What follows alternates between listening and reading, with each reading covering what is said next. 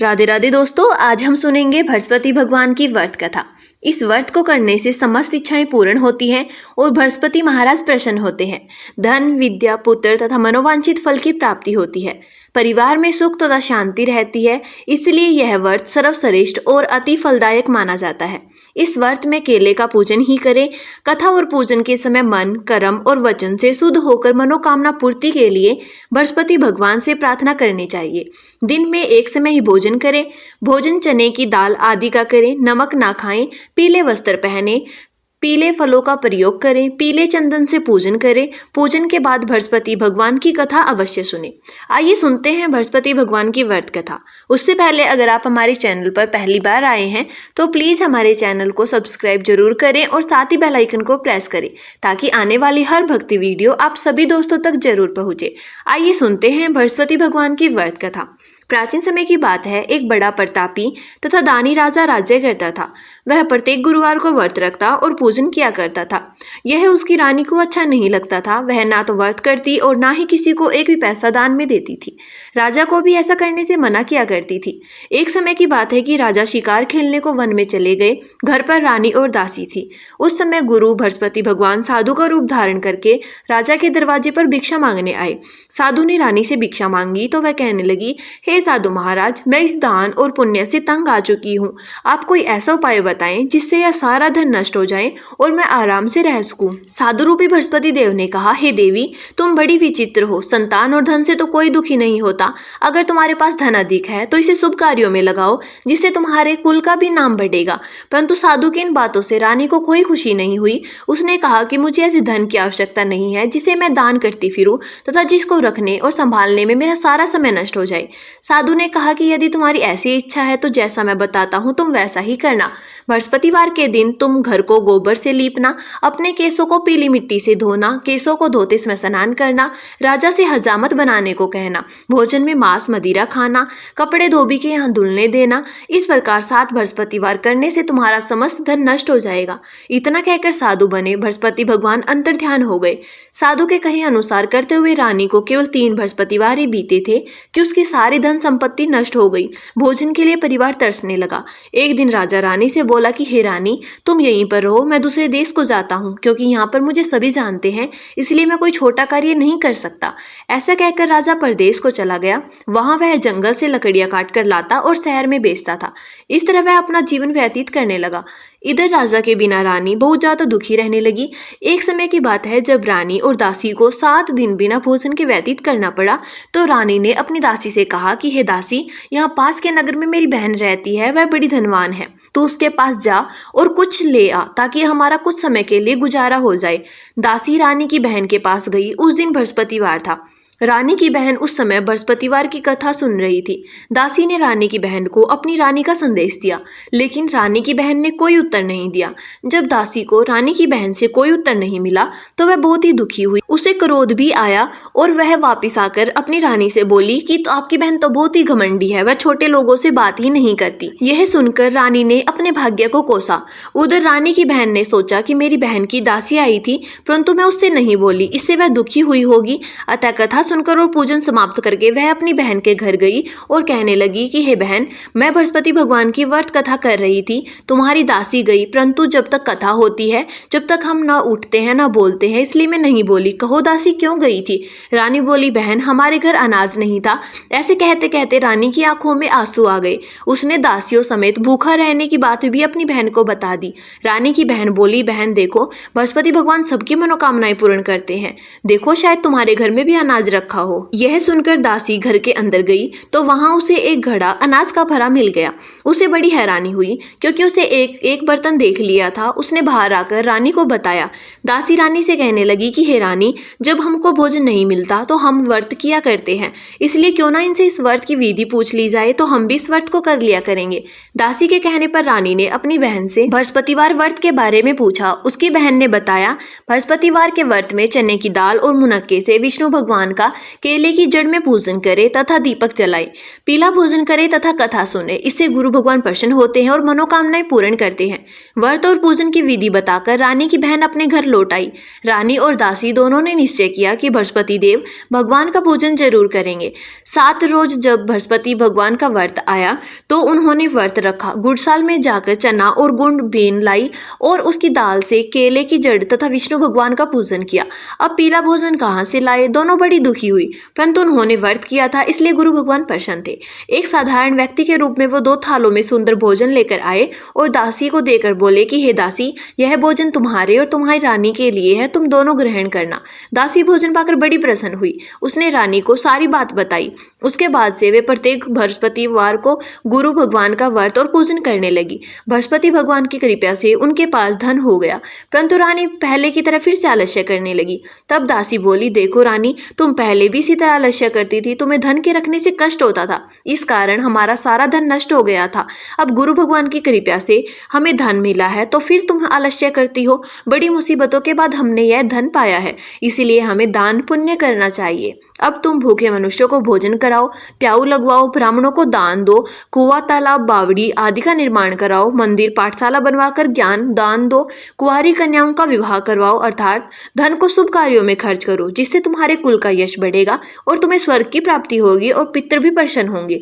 दासी की बात मानकर रानी शुभ कर्म करने लगी और उसका यश फैलने लगा। एक दिन रानी और दासी आपस में विचार करने लगी कि न जाने राजा किस दशा में होंगे, उनकी कोई खोज खबर भी नहीं है। उन्होंने श्रद्धा पूर्वक बृहस्पति भगवान से प्रार्थना की कि राजा जहाँ कहीं भी हो उन्हें शीघ्र वापिस आ जाए। उधर राजा परदेश में बहुत ही दुखी रहने लगा। वह प्रतिदिन जंगल से लकड़ी बीन कर लाता और उसे शहर में बेचकर अपने दुखी जीवन को बड़ी कठिनता से व्यतीत करता। एक दिन दुखी होकर वह रोने लगा और बहुत ही ज्यादा उदास हो गया। उसी समय राजा के पास बृहस्पति भगवान साधु के वेश में आकर बोले कि हे लकड़हारे, तुम इस सुनसान जंगल में किस चिंता में बैठे हो, मुझे बतलाओ। यह सुनकर राजा की आंखों में पानी भर आया और वह साधु की वंदना कर राजा ने अपनी संपूर्ण कहानी सुना दी।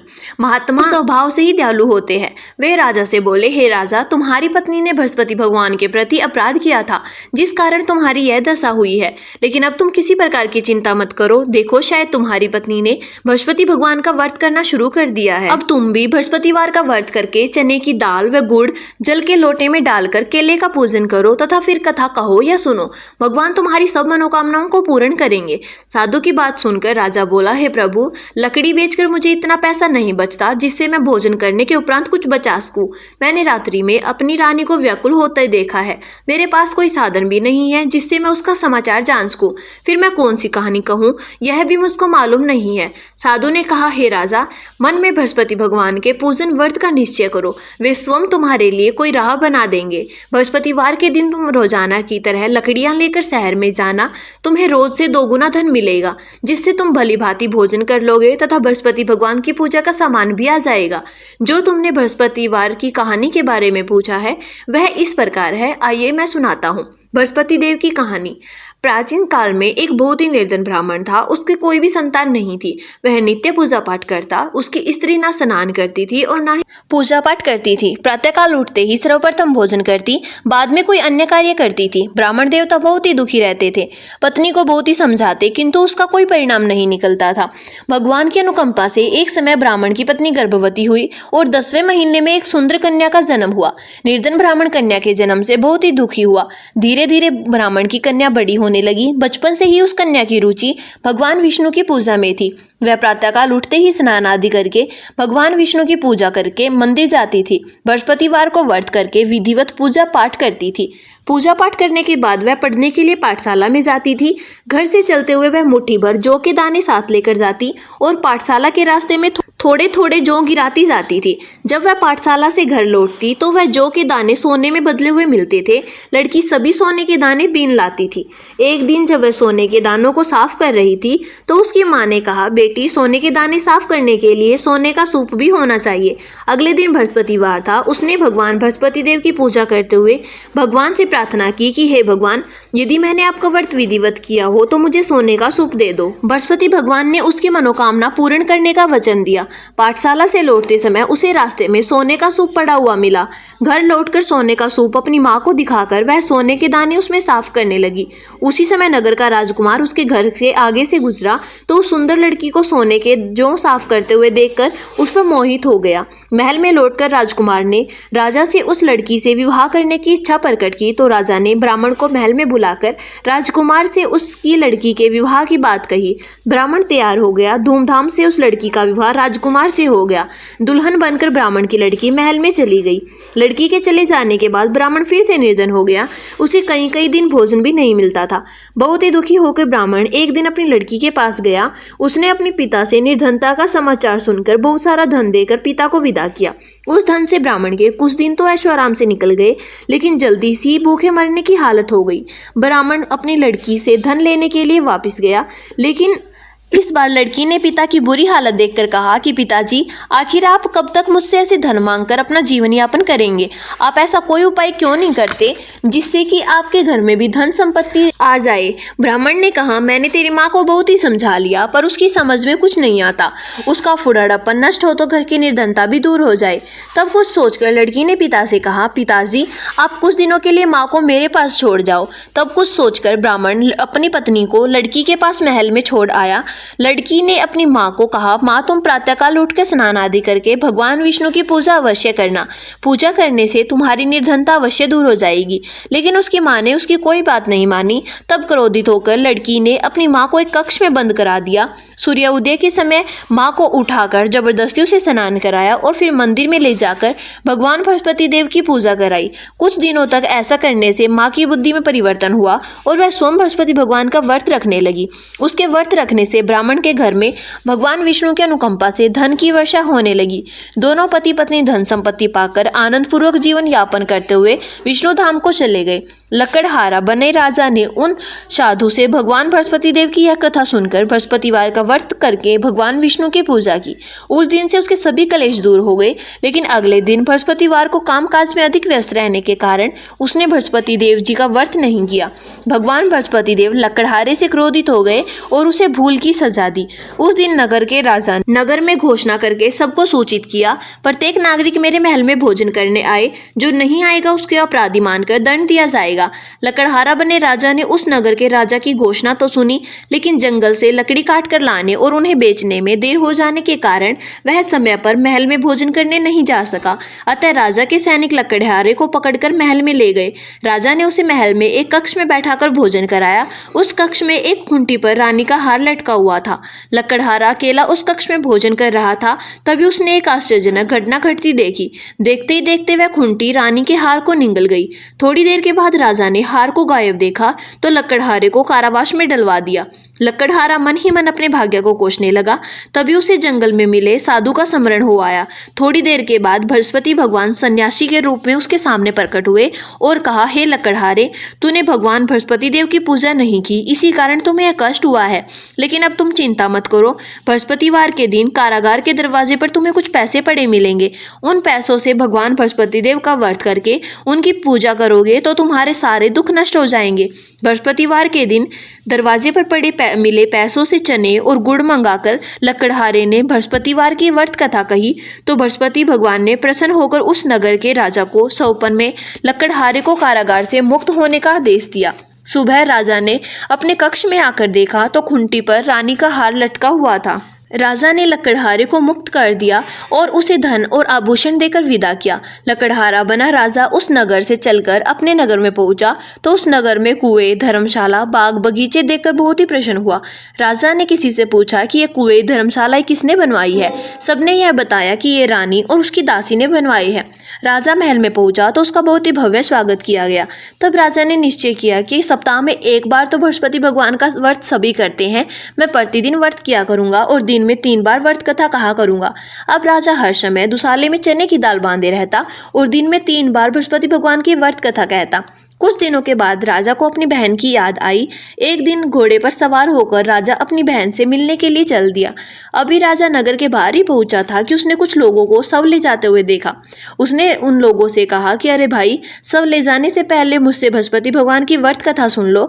कुछ लोगों ने झुंझलाकर कहा, अरे भाई, तुम पागल तो नहीं हो गए हो? लेकिन कुछ बड़े बूढ़े लोगों ने कहा, अच्छा भाई, साथ में चलते चलते तुम भी कथा सुना लो। राजा ने चलते हुए आधी कथा ही सुनाई थी कि शव हिलने लगा। राजा ने जैसे ही पूरी कथा सुनाई, शव उठकर बैठ गया। लोगों ने हैरानी से दांतों तले उंगली दबाई और अगले बृहस्पतिवार से भगवान बृहस्पति देव का व्रत करने व कथा सुनने का निश्चय कर लिया। अब घोड़े पर सवार होकर राजा चलते हुए एक किसान के पास पहुंचा। किसान अपने खेत में हल चला रहा था। राजा ने कहा कि अरे भाई, मुझसे बृहस्पति भगवान की व्रत कथा सुन लो। किसान झुंझलाकर बोला कि अरे भाई, देख नहीं रहे, जितनी देर में मैं तुम्हारी कथा सुनूंगा उतनी देर में तो मैं पूरे खेत में हल चला लूंगा। राजा निराश होकर चलने लगा। तभी किसान के बैल लड़खड़ाकर जमीन पर जा गिरे। किसान के पेट में जोरों का दर्द होने लगा। उस किसान की पत्नी जब खाना लेकर आई तो उसने किसान से इस बारे में पूछा। किसान ने घुड़सवार की पूरी कहानी सुनाई। किसान की पत्नी दौड़ती हुई राजा के पास पहुंचकर हाथ जोड़कर बोली, भैया, मैं तुम्हारी कथा सुनने को तैयार हूँ। राजा ने उसके खेत में पहुंचकर बृहस्पति भगवान की कथा सुनाई। तभी बैल उठकर खड़े हो गए और किसान के पेट का दर्द भी तुरंत ठीक हो गया। राजा अपनी बहन के घर में पहुंचा तो उसकी बहुत ही आवभगत हुई। अगले दिन सुबह उठकर राजा ने देखा तो घर के सभी लोग भोजन कर रहे थे। किसी भूखे को बृहस्पतिवार की कथा सुनाए बिना राजा भोजन नहीं करता था। उसने बहन से कहा कि बहन, क्या घर में कोई ऐसा व्यक्ति नहीं है जिसने अभी तक भोजन ना किया हो? उसकी बहन बोली, भैया, हमारे घर में तो क्या, आपको पूरे नगर में ऐसा व्यक्ति नहीं मिलेगा जिसने अभी तक भोजन नहीं किया हो। तब राजा ने अपनी बहन के घर से निकलकर उस नगर में बिना भोजन किए व्यक्ति की तलाश की। एक गडरिये के घर में उसका बेटा बीमार होने के कारण भूखा रह गया था। राजा ने उसको जाकर बृहस्पतिवार की कथा सुनाई। कथा सुनते सुनते गडरिये का बेटा बिल्कुल ठीक हो गया। सबने राजा की बहुत ही प्रशंसा की। एक दिन राजा ने अपनी बहन से कहा कि बहन, अब हम अपने घर जाना चाहते हैं, तुम भी हमारे साथ चलो, कुछ दिन वहां रहकर लौट आना। राजा की बहन ने अपनी सास से पूछा तो सास ने ताने देते हुए कहा कि बहू, मायके जाना है तो तुम अकेले चले जाओ, मेरे पोतों को साथ मत लेके जाना। तुम्हारी भाई के कोई भी संतान नहीं है, कहीं तुम्हारी भाभी मेरे पोतों पर कोई जादू टोना ना कर दे। दूसरे कक्ष में बहन सास की ये बातें सुनकर राजा बहुत ही दुखी होकर अकेला ही अपने नगर को लौट आया। रानी ने राजा से पूछा कि आप तो अपनी बहन को साथ लेकर आने वाले थे ना, तो फिर लेकर क्यों नहीं आए? तब राजा ने दुखी होते हुए कहा कि हे रानी, हम निसंतान हैं, इसीलिए हमारे घर आना कोई पसंद नहीं करता। रानी ने राजा को समझाया कि हे प्राणार्थ, हमें बृहस्पति भगवान ने सब कुछ दिया है और बृहस्पति भगवान हमें संतान भी अवश्य देंगे। बृहस्पतिवार को विधिवत व्रत करते हुए राजा रानी ने भगवान बृहस्पति देव से संतान के लिए प्रार्थना की। कुछ दिनों के बाद उन्होंने सौपन में दर्शन देते हुए कहा कि हे राजन, तेरी मनोकामना अवश्य ही पूरी होगी। एक सप्ताह के बाद रानी गर्भवती हो गई और 10वें महीने में एक सुंदर पुत्र का जन्म हुआ। राजा रानी जीवन पर्यंत बृहस्पति भगवान का व्रत करते रहे। उनके घर में धन की वर्षा होती रही। इस तरह आनंद पूर्वक जीवन यापन करते हुए राजा रानी बृहस्पति भगवान की अनुकंपा से मोक्ष को प्राप्त करके सीधा बैकुंठ धाम पहुंचे। बृहस्पतिवार को विधिवत व्रत करके जो स्त्री पुरुष भगवान विष्णु की पूजा करते हैं, भगवान उनकी सभी मनोकामनाएं पूर्ण करते हैं। बोलिए बृहस्पति भगवान की जय।